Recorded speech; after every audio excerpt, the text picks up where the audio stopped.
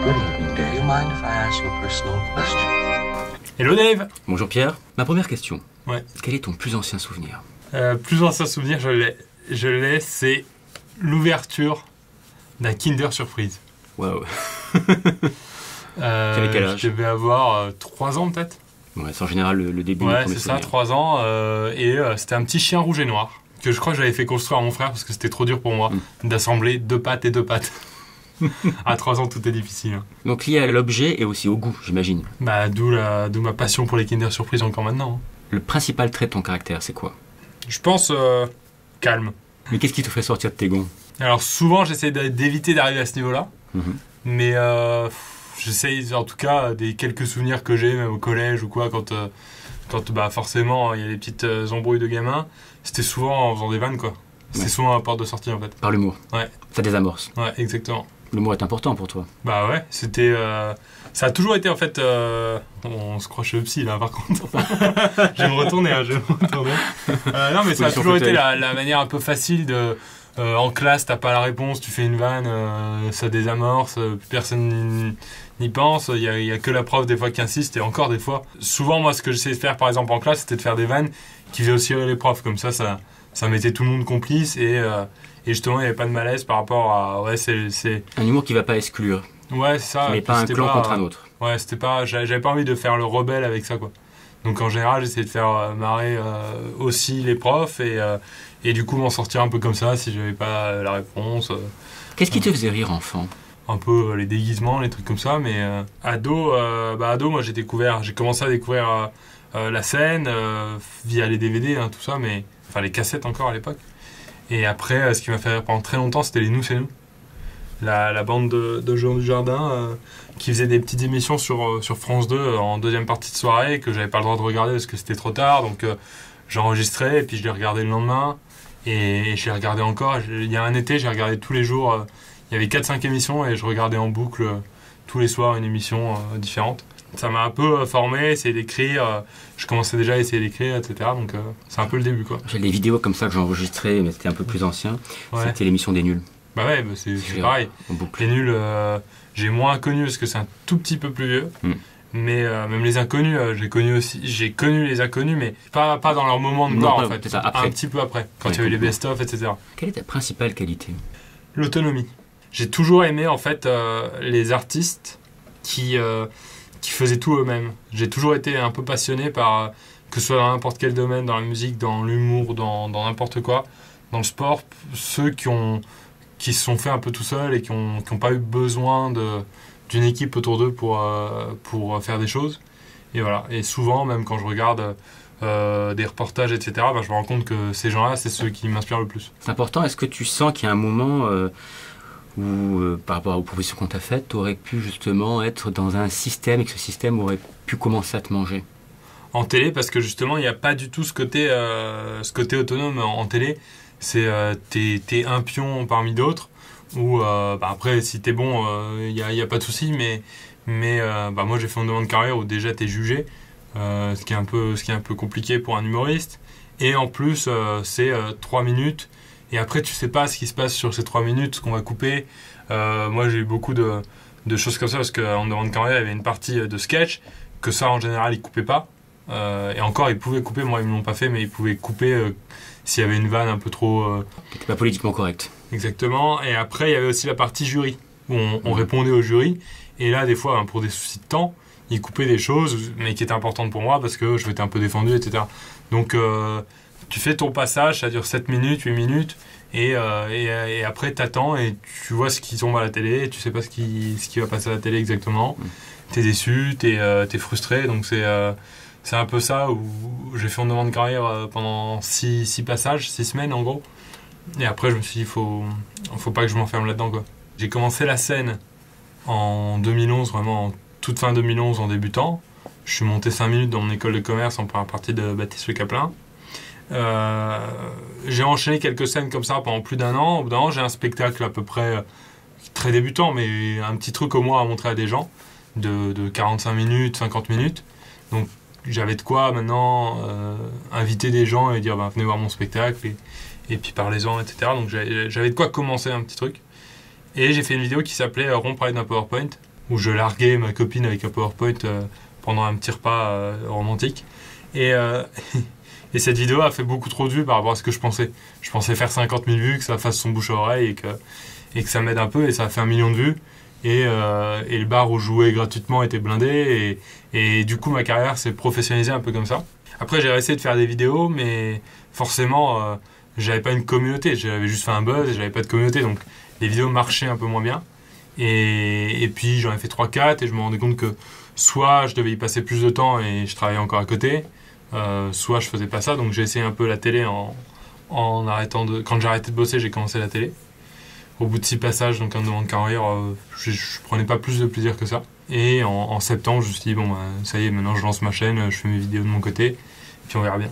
En fait, c'est assez frustrant quand on fait une vidéo virale, c'est cool parce que mon premier million de vues était facile à avoir, mais après c'était dur. Après, c'est un peu comme un metteur en scène, c'est Orson Welles, on lui a toujours dit, vous avez fait votre chef-d'œuvre avec Citizen Kane à 25 ans, puis après c'était toujours moins bien. Ouais. Soi-disant, alors qu'en fait c'était des films plus mûrs, géniaux. Ouais, ou même... Mais c'est le problème du buzz, c'est vrai. On t'attend... Globalement, même dans la musique, il y a beaucoup de un carrières. Single, tu fais un single, gigantesque, numéro 1, et après, même si l'album est 100 fois mieux... Ouais. On va te dire, mais c'est moins vendu, ou il y a moins... J'ai pris un peu de temps, j'ai fait beaucoup de vidéos qui ont moins marché forcément, et puis un petit buzz en plus, une vidéo qui commence à bien tourner sur Facebook, une autre qui commence à bien tourner, je commence à voir que par mois je commence à faire 2 millions de vues, donc avec toutes les vidéos que je poste, je me dis ouais, ça commence à faire un chiffre quoi. Et puis j'ai fait une vidéo un peu au hasard, je prenais un avion entre Berlin et Paris, j'avais fait un week-end et dans l'avion, j'enregistre ce qu'on rêverait d'entendre dans l'avion.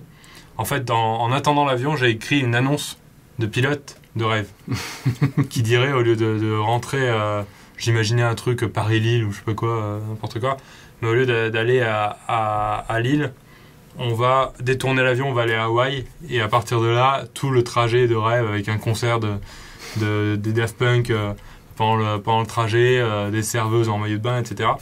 Et j'ai écrit ça en attendant l'avion. J'ai enregistré la voix à l'iPhone quand tu fais la queue debout pour rentrer dans l'avion. J'ai enregistré comme ça, les gens me prenaient pour un fou.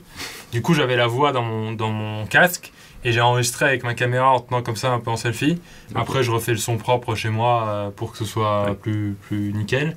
Et je mets ça en ligne et je vais jouer mon spectacle sur scène. Je ressors 1 million de vues en une soirée.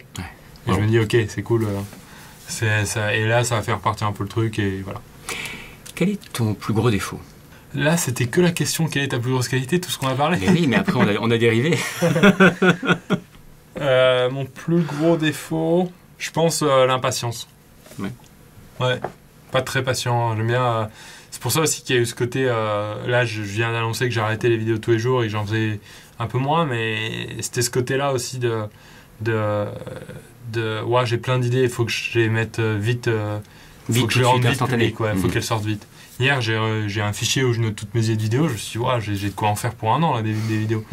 et souvent, la vidéo que je vais faire, je vais tourner une vidéo cette semaine. Ça fait peut-être 7 mois que j'ai eu l'idée et j'ai pas eu le temps de la mettre en place, etc. Alors ça va, pour quelqu'un d'impatient, c'est bon. Mais du coup, c'est vrai que des fois, c'est un peu frustrant de se dire, il faut que je le fasse tout de suite ou il faut que j'ai ça tout de suite. Des fois, même en termes d'achat et tout, j'achète des trucs beaucoup trop vite. T'es compulsif ? C'est pas une histoire d'argent, c'est plus une histoire d'avoir l'objet. Surtout, je suis un peu fan de caméras, de trucs comme ça, et dès qu'il y en a une qui sort, il faut que... Enfin, une que je vise, une que j'attends. Bien sûr, oui. Là, j'en ai acheté une qui... J'aurais dû attendre un peu, c'est Olympus. Ouais. Mais voilà, il y a une nouvelle Panasonic qui sort qui va être mieux a priori. J'avais attendu à tout ça va très vite, tous les ans, tous les 6 mois, il y en a une. C'est ça, mais voilà. Quand as-tu pleuré pour la dernière fois ? Je sais qu'au cinéma, ça m'arrive de temps en temps, mais je sais plus quoi. Alors quel film ? On s'en fout si c'est le tout dernier, mais est-ce qu'il y a un film qui t'a... Je sais que typiquement, La La Land, il y a un moment où tu sens que t'es un peu pas bien, quoi. Je pense, j'ai pas pleuré sur ce film-là, mais c'est assez bien trouvé. Le format du film, je l'aime pas plus que ça, avec tout ce qui est comédie musicale et tout. c'est pas ça qui me fait dire que c'est un chef-d'œuvre. Ouais. On l'oublie vite au début, Ouais, parce que côté un peu des modèles de Rochefort, de Jacques Demy, tac, couleur, grande chorégraphie, et puis après on chante beaucoup Ouais, il y en a moins. un peu moins. On est dans le Il y en a un jazz peu et on est moins. surtout dans le rapport avec elle et lui. Puis surtout dans le rapport poursuivre son rêve, qui est souvent un truc, quand on fait ce genre de métier, c'est un peu ça. Ça nous touche. Il faut qu'on fasse des choix souvent pour continuer ça. Donc ça, c'est assez touchant quand on fait un peu ce métier-là, même si c'est pas... Tu t'es ressenti, parce que tu as été confronté quand même à... Ouais, comme parce tu que dis, c'était souvent, en école j'ai de été commerce, confronté donc il y a quand même un chemin tracé qui n'est pas celui de devenir saltimbanque. Hein. Ouais, c'est ça. Il y a plein de choix à faire. Est-ce qu'on se met en sécurité, est-ce qu'on prend des risques, est-ce que... Tu as eu peur à un moment? J'ai essayé d'assurer au minimum mes arrières. Sur ce côté-là, j'ai été assez patient, pour le coup. De se dire, je vais attendre d'être sûr, le jour où je me lance, d'avoir un petit peu d'aide. Si ça marche pas, avec le système français qu'on connaît, que ce soit l'intermittence ou même le chômage, quand tu veux te lancer dans des trucs comme ça, c'est assez rassurant, même s'il y a plein de côtés négatifs à ce système-là. Mais en tout cas, là, c'était rassurant. Et après, je me suis dit, j'y vais, j'ai 2 ans de chômage quand j'ai arrêté de travailler. Si dans 2 ans, je gagne pas plus que ce que je gagnais en arrêtant, je rechercherai. Donc, j'avais 2 ans un peu d'essai et je crois que ces 2 ans sont passés. Et donc, voilà, ça a prouvé, c'était dans les bons délais. As-tu des rituels? J'avais le petit rituel de début de vidéo, de fin de vidéo, que beaucoup de youtubeurs ont. Dans les vidéos, ce sont des rituels qui sont aussi un peu imposés par le fait qu'il faut liker, s'abonner. Ouais, il y a ça, et puis les gens aiment bien en appeler. fait. Les gens aiment bien les rituels. J'ai annoncé vendredi que j'arrêtais les vidéos de tous les jours, que je posterais à des rythmes un peu moins soutenus, mais je vais quand même poster régulièrement. Et que j'arrêtais mon intro, ma conclusion. Je suis pas allé très loin dans le détail et je pense que les gens l'ont pas très bien pris pour ça. Mais t'avais des commentaires Ouais, parce que c'est un truc pour eux. C'est une intro de youtubeur, c'est frustrant quand ils ne l'ont pas, quoi. C'est leur rendez-vous, c'est comme la c'est comme la série, c'est comme voilà, c'est. Mais c'est ça qui me dérange aussi, c'est le côté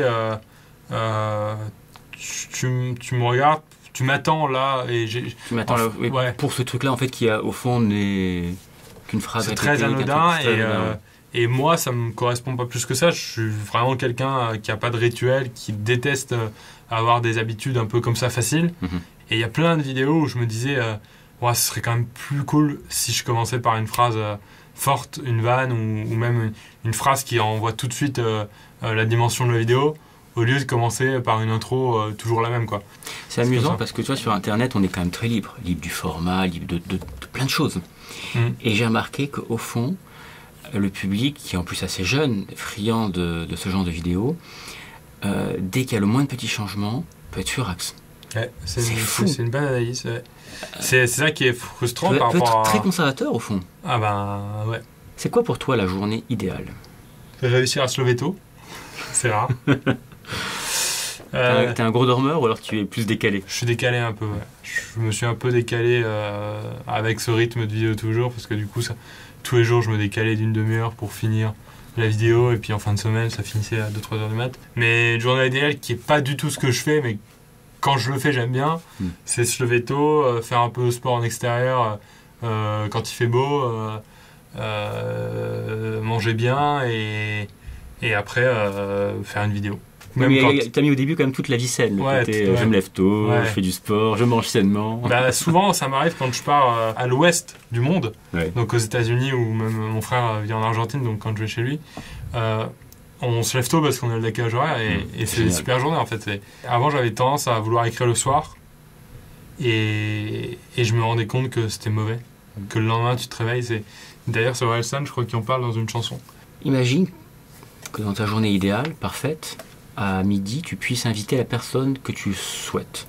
Cette personne, elle peut être morte, vivante, du passé, du futur, du présent, célèbre, pas célèbre. Qui inviterais-tu? Celui auquel je penserais actuellement, parce que c'est celui qui a le plus inspiré mon travail récemment, c'est un youtubeur américain qui s'appelle Casey Neistat, qui a fait aussi des vidéos tous les jours, plus en vlog, mais qui s'est vraiment bien battu pour faire des vlogs très cool. Et puis à côté de ça, il a toutes des activités d'entrepreneur. Donc il a monté une application. Quand il a commencé son blog, il venait vers une fille. Donc il y a plein de choses. Il s'est un peu challengé sur le blog en disant il y a plein de choses qui font que j'ai pas le temps de faire des vidéos. Et j'adore faire des vidéos, donc je vais me challenger encore plus. Je vais faire une vidéo par jour. Ouais, peut-être c'est parler avec lui, discuter avec lui de comment mener cette vie, avoir un enfant, avoir une entreprise, des projets, et malgré tout faire du. Ouais, et puis il y a ce côté aussi il a toujours fait un peu à l'encontre de ce que son public attendait. Dès qu'il a senti que ça partait trop, que les gens attendaient trop ici, il est allé ailleurs, quoi. C'est important parce que tu te renouvelles. Ça a été le cas d'artistes, deux qui sont décédés il y a pas très longtemps, David Bowie ou Prince par exemple. Ouais. C'était le cas. Ils avaient 2-3 albums dans un genre et après, pof, changé radicalement. Et si le public leur en a voulu, hein. Notamment David Bowie, hein, ça a été parfois assez violent. Mais notamment les années 80, on l'a accusé d'avoir un côté trop pop à succès, trop commercial. Ouais. Je crois que c'est important d'avoir cette démarche pour tout créateur. Et la deuxième personne, ça serait qui alors? Brassens, je pense. Brassens ou Gainsbourg, mais un chanteur français qui a vécu dans les années 50, 60. Ouais, et puis qui a eu son 70, je pense que c'était un peu leur moment de gloire. Ouais. Les deux ont eu des carrières bien différentes, mais les deux étaient forts dans leur texte. Ouais. Et étaient forts aussi dans la controverse. Gainsbourg, il y a toujours une charge plus sexuelle, et Brassens plus sociale. Il parlait de thèmes super forts à l'époque. Même aujourd'hui, quand je vois ce que j'aborde dans mes vidéos, on me reproche des fois d'être trop... quand j'invite une actrice porno, on me reproche. Quand je fais des trucs avec un pote sur les positions sexuelles, c'est de la comédie pure, hein, c'est du divertissement. Est-ce que tu te censures, toi? Tu t'es censuré déjà? Je censure des fois au montage pour les autres. Quand j'invite des gens et puis que je me rends compte qu'ils ont dit un truc ou que moi j'ai dit un truc qui pouvait pas leur plaire. Je suis assez empathique sur ce côté-là. Mais c'est compliqué parce que toi tu cites Brassens, tu cites Gainsbourg. Il y a plein de choses qu'on dirait maintenant. Je pense à la chanson que Gainsbourg avait fait avec sa fille Charlotte, Lemon Incest. Ouais. Imagine cette chanson maintenant. Ça serait un tollé. Bien plus qu'à l'époque, bizarrement. Ouais, c'est ça qui est bizarre. C'est fou. Hein. C'est ça qui est bizarre, c'est j'ai l'impression que plus le temps passe, plus on se dit waouh, on était libre avant. Alors qu'aujourd'hui, on a toute la liberté sur Internet. On a vraiment toute la liberté qu'on veut. Pour l'instant, on n'est pas censuré avec l'alcool. On est très peu censuré avec le sexe, sauf s'il y a des images, mais en tout cas avec dans la pornographie. Ce qu'on dit, on est libre. Et pourtant, malgré ça, on se censure, on s'auto-censure un peu facilement. Alors que dans les années 90, sur les plateaux de télé, on voyait Clara Morgan, on voyait des actrices. Rocco, il s'est fait connaître populairement grâce aux émissions de télé, pas grâce à ses films. Non. C'est le personnage un peu, d'ailleurs sympa de cet acteur-là qui a un peu marqué les gens. Il y a un très beau documentaire qui est sorti sur lui dernièrement. Ouais, il paraît qu'il est plus... Très fort. Sombre, pas facile. Sombre, sombre, mais très beau. Je te conseille de le voir. Vraiment. Parce que justement, j'avais essayé de l'inviter pour faire un peu la promo de ça sur ma chaîne. Je trouvais ça. Mais justement, les distributeurs du film m'ont dit que c'était pas le but de faire du divertissement sur ce film-là. Donc, mais c'est vrai qu'il a fait du divertissement. À l'époque, chez Koei ou d'autres, il était assez bon là-dedans. Donc, et ça, on l'a pu...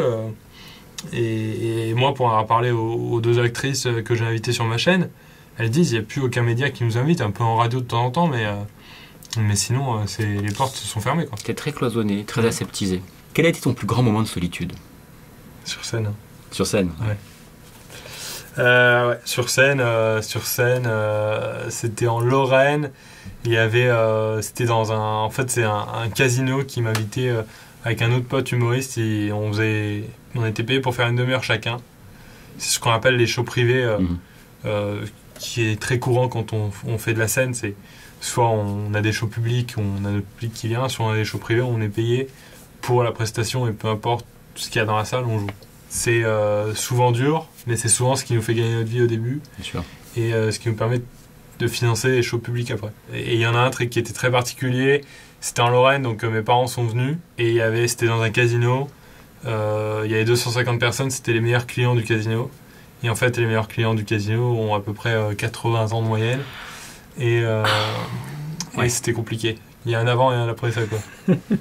Comme moi j'ai un copain, j'étais dans la salle en plus, l'Alpe d'Huez, projection de son film, c'était Pattaya. Donc tu vois quand même, grosse comédie, qui est quand même un public plus jeune. Ouais. Et une énorme maison de retraite avait été invitée, il y avait toute une partie, presque la moitié de la salle, c'était cette maison de retraite.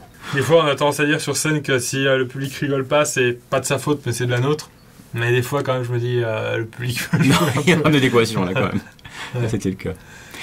Et as-tu eu un autre grand moment de solitude, mais dans cette fois-ci de façon positive, un moment de plénitude parce que tu étais seul?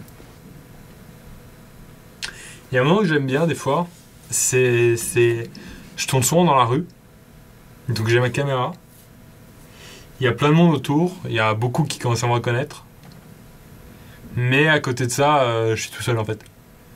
Je suis obligé de m'isoler, et il y a déjà ceux qui me regardent parce qu'ils me trouvent bizarre, de parler à une caméra tout seul. Il y a ceux qui me reconnaissent, qui n'osent pas, qui attendent que je finisse, ou même des fois qui me coupent. Et puis il y a ceux qui s'en foutent et qui passent. Et je trouve ça assez, bon en fait, comme j'aime bien tourner dans cet environnement-là parce que il y a un côté un peu, je fais mon truc et souvent c'est un problème en France de faire son truc. Aux États-Unis, quand je me lève avec une caméra à la main, c'est normal. C'est normal, c'est classe. Il y a des gens qui me regardent, ils font. J'ai tourné à New York il y a pas longtemps un clip que j'ai fait en 24 heures tout seul à New York. J'étais sur mon skate avec ma caméra, puis les gens ils étaient admiratifs, ils étaient pas, ils me regardaient, ils faisaient waouh bien joué et tout. T'entendais des gens qui trouvaient ça cool, un mec qui se bat dans le skate avec sa caméra. Et en France, c'est qu'est-ce qu'il fait? C'est très américain et c'est très juste, effectivement.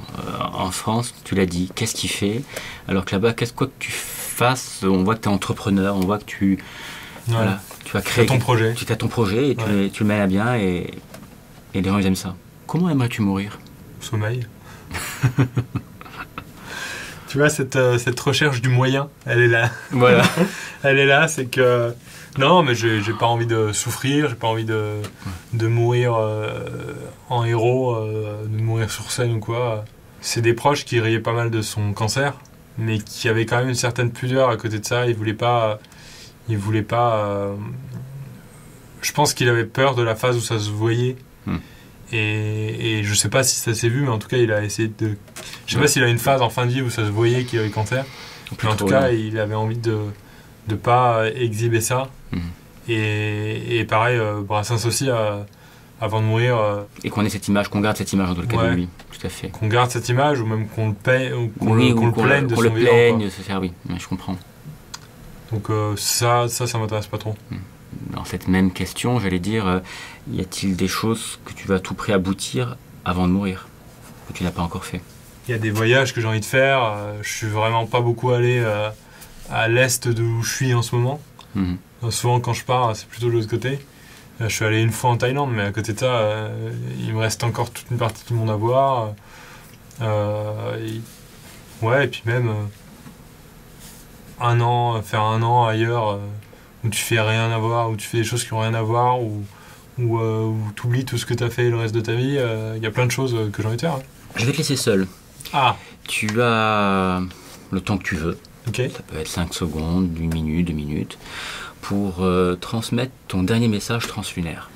Mesdames et messieurs, d'ailleurs je sais pas, ça se trouve il n'y a pas de mesdames, il n'y a pas de messieurs dans votre communauté.